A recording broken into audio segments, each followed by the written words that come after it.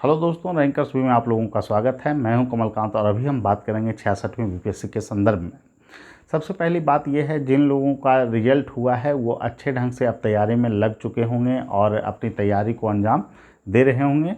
और जो भी सब दो तरह की चीज़ें हैं, दो तरह के छात्र हैं। एक तो जो नए पहली बार परीक्षा दे रहे हैं, उनके लिए यह स्ट्रेटजी होनी चाहिए कि सिलेबस चूँकि बहुत लंबा चौड़ा है, इसलिए फिक्स डायमेंशन पर पहले इतिहास में कौन से क्वेश्चन महत्वपूर्ण हो सकते हैं, इकोनॉमिक्स में कौन से क्वेश्चन महत्वपूर्ण हो सकते हैं, साइंस टेक में कौन से महत्वपूर्ण क्वेश्चन हो सकते हैं, आईआर में कौन से महत्वपूर्ण क्वेश्चन हो सकते हैं, इन सभी को प्राथमिकता को निर्धारित करते हुए आपको तैयारी को आगे बढ़ाना आपके लिए लाभदायक होगा।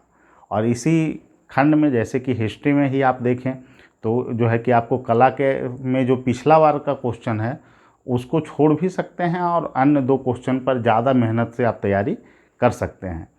और फिर आप जो है कि उसी तरह विद्रोह में आप रणनीति अपना सकते हैं। 1857 की क्रांति, फिर आपको जो है बिरसा मुंडा, संथाल, तो जो प्रश्न पिछले बार पूछे गए उसको जो है कि आप नेगलेक्ट करते हुए आगे के प्रश्न को आप अच्छे ढंग से तैयार मजबूती से कर सकते हैं। क्योंकि समय का अभाव है और जो लड़के नए हैं उनके लिए स्वाभाविक रूप से तैयारी करना थोड़ा चुनौतीपूर्ण है इस बार। देखिए, सब कुछ ठीक रहा तो परीक्षा आपको निर्धारित समय पे हो जाएगा, इसलिए आपको तैयारी उसी रूपरेखा में करना होगा और सब्जेक्ट को भी साथ में लेते चलें। एक एक प्रश्न जो है डेली सब्जेक्ट का करते जाएं और जीएस का भी आप जो है कि एक एक प्रश्न डेली करते जाएं। इस तरह से आप प्रक्रिया को आगे बढ़ाइए और टेस्ट सीरीज से खास कर आप लोगों को जुड़ना चाहिए। और ख़ास करके उन लोगों को जो 2-3 बार से सिलेक्शन नहीं पा रहे हैं और उनका सिलेक्शन कुछ कारणों से रुक जा रहा है, वो निश्चित रूप से नियमित रूप से टेस्ट वो ज़रूर दें, तभी उनको लाभ मिल पाएगा। और तैयारी के लिए आपको सबसे बड़ी चीज़ ये है कि बहुत सारे लोग होते हैं कि टेस्ट देते नहीं हैं परीक्षा से पहले, और परीक्षा में जाकर वो परफॉर्मेंस क्या कर पाए इसका वो खुद जो है कि आकलन करते हैं और जिसके वजह से उनके स्कोर भी कम रह जाते हैं। तो अगर खुद आप जो है कि तैयारी के दौरान अगर आप टेस्ट दीजिएगा तो आप डेली जो है कि प्रत्येक सप्ताह आपको फीडबैक मिलेगा, क्या कमियां रहीं, कहाँ पे सुधार करना है। तो परीक्षा से पहले ही 6 परीक्षा का आप अभ्यास एक ढंग से कर लेंगे। अगर 6-7 टेस्ट आप दे लेते हैं तो निश्चित रूप से टेस्ट कार्यक्रम से आप लोगों को जुड़ना चाहिए।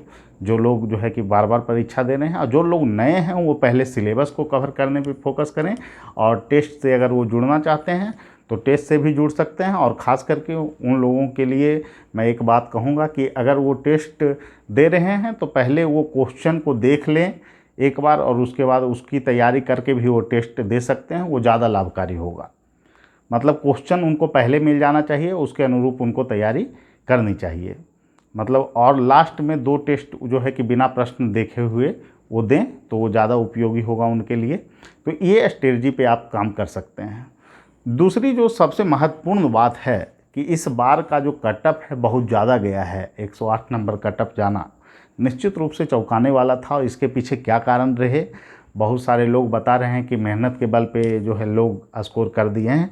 निश्चित रूप से अगर ये मेहनत के बल पे लाया गया कटअप है तो ये बहुत अच्छी बात है।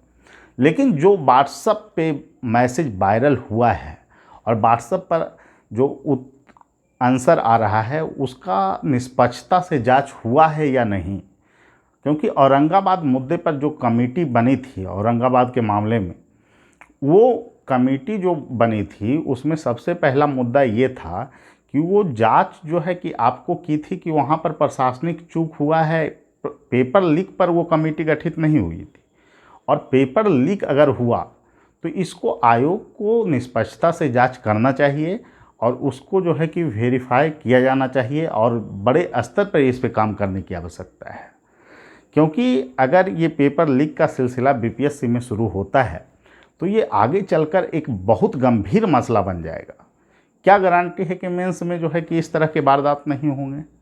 झारखंड में जेपीएससी फर्स्ट और 2 में मेंस में करप्शन होना शुरू हुआ, बड़े स्तर पे करप्शन हुए। आज भी लोग वहाँ तैनात हैं, आज भी जॉब में हैं वो लोग।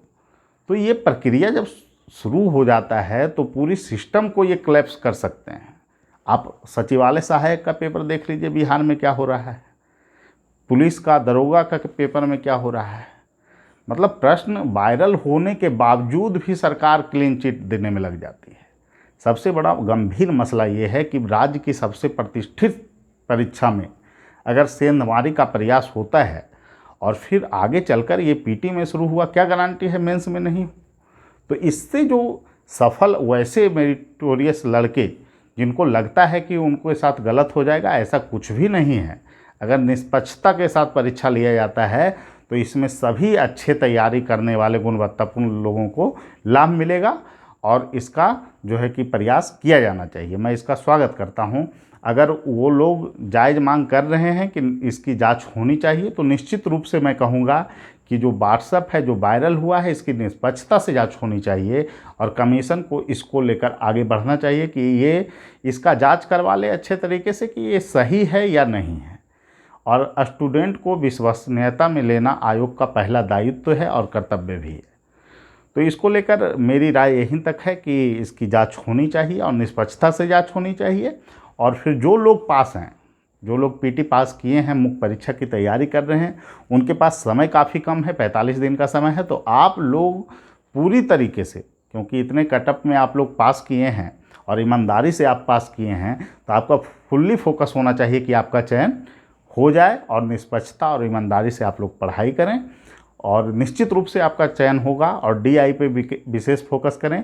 अगले वीडियो में हम पूरी प्रक्रिया के बारे में बताएंगे कि फर्स्ट पेपर और सेकेंड पेपर में कौन कौन से महत्वपूर्ण प्रश्न हो सकते हैं और किस स्ट्रेटजी से आपको तैयारी करनी चाहिए। फिर मिलेंगे अगले वीडियो में और उसी वीडियो में आपको पूरी प्रक्रिया बताई जाएगी। ठीक है, सभी लोगों को धन्यवाद और शुभकामना।